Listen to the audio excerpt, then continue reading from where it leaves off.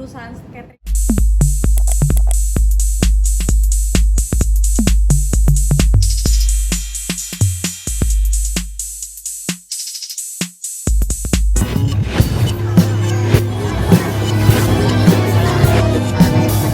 Bukan upaya hukum ya, jadi ini pasangan suami istri ini mengaku untuk melakukan pembayarannya lewat cicilan dan mereka juga memberikan pernyataan tertulis ya saat itu ya, dan bersedia untuk melakukan pengalihan aset, tapi hingga batas waktu yang ditentukan ternyata tidak ada indikat baik dari pasangan suami istri ini atau terlapor ini. Kalau boleh tahu komunikasi terakhir kapan? Selain tanggal 8 Komunikasi terakhir seminggu yang lalu lewat WA karena memang domisilinya tidak ada di Jakarta ya. ada respon? Iya, responnya begitu tunggu gitu aja sih, wait and see, dan kita juga kirim somasi, akhirnya sampai batas waktu yang ditentukan juga somasi tidak dijawab. Mungkin dari 2022 pembagian hasil korupsi itu seperti apa? Kita ada pembagian persentasi ya, jadi dibayarkannya itu setiap 2 bulan sekali dengan total 6,5% sampai 13%, 6,5% sampai 13% sesuai perjanjian yang dikontrak kan. Ada kontrak-kontrak kan bertahap ya, ada beberapa perjanjian, itu juga akan kita jadikan bukti dan sudah kita sampaikan juga ke penyidik, bukti-bukti yang sudah kita sampaikan apa aja, termasuk juga kwitansi, cek dan lain sebagainya ya. Itu jadi investasi itu di satu bidang atau ada beberapa? Ada beberapa kerjasamanya, salah satunya Kopernik, itu pengadaan Kopernik bisa dicek juga, ada ya, kalau properti juga, terus ada beberapa proyek properti yang kerjasamanya, terus ada catering juga, jadi dia memang punya catering di Bali dan saya juga, perusahaan saya in charge investasi di cateringnya dia. Artinya 15 miliar itu tersebar di beberapa tempat? Iya. Keuntungan tapi apa selama berinvestasi itu sudah ada sedikit aja mas dari hasil termasuk di Bali? Kalau secara keseluruhan belum ya, maksudnya, tapi kalau keuntungan pasti ada ya, kan namanya kita berbisnis kan pasti yang diinginkan ada keuntungan, profit gitu. Cuma kalau saat kemarin terakhir akhirnya sudah banyak orang yang melaporkan kasus ini, disitulah baru dia juga mulai tersendat gitu loh pembayarannya.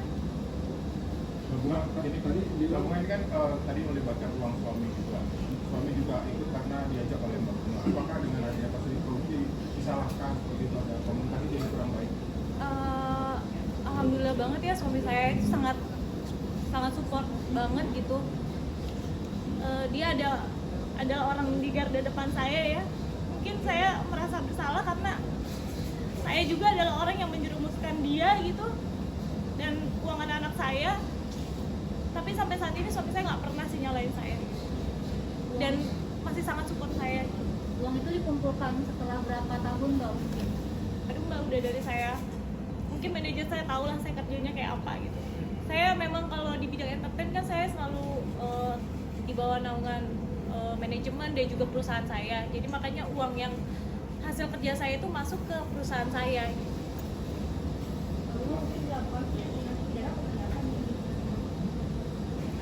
Pidana penipuan dan penggelapan karena ada banyak dokumen yang dia palsukan. Salah satunya adalah dokumen perusahaan saya. Terus juga ada pencemaran nama baik saya juga, penggelapan uang perusahaan. Tapi Bapak tahu nggak sih pada akhirnya bahwa si pelapor ini iming-imingnya kayak bahwa Mbak Bunga tuh ikut awal, tahu nggak sih mungkin nama Mbak tapi Enggak, saya nggak tahu sama sekali Mbak. Makanya pas belakangan mungkin karena banyak yang melapor dan mereka juga tidak dibayarkan hak-haknya gitu. Bahkan ada si terlapor ini membuat direct message itu seolah-olah saya untuk membuat para korban ini percaya gitu kalau itu adalah saya gitu. Akhirnya menjual nama Mbak gitu? Iya. Kamu tadi kan ada penjelasan tentang ada orang yang minta ganti rugi ke kamu, mungkin ada yang udah dibayarin kah atau gimana mungkin respon dari kamu? Saya juga nggak bisa bayarin karena saya ngerasa saya nggak ngelakuin itu gitu, karena pada saat itu saya juga ada di Amerika.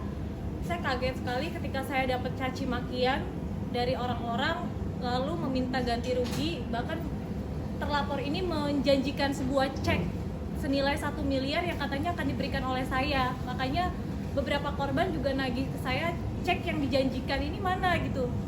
Saya bingung karena saya ngerasa saya nggak pernah menjanjikan atau bekerja sama dengan orang lain gitu selain dengan terlapor ini. Mbak Bunga berarti sempat ada teror juga dong dari para korban-korban lain. Iya ya, seperti yang saya sampaikan, terkuaknya masalah ini karena banyak sekali yang melaporkan kasus ini terhadap saya, kepada saya gitu.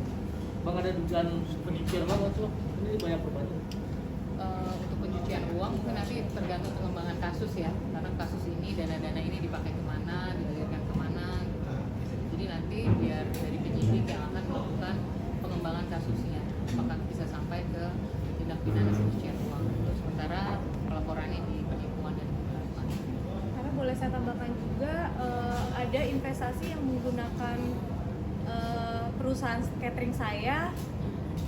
Jadi terlapor ini menyalahgunakan posisi dia sebagai direktur utama untuk berinvestasi kepada pihak ketiga, tapi transfernya itu bukan ke rekening perusahaan saya, melainkan ke rekening CV 3 Sri Kandi yang dimana diduga teman dari terlapor ini yang ada di Bali.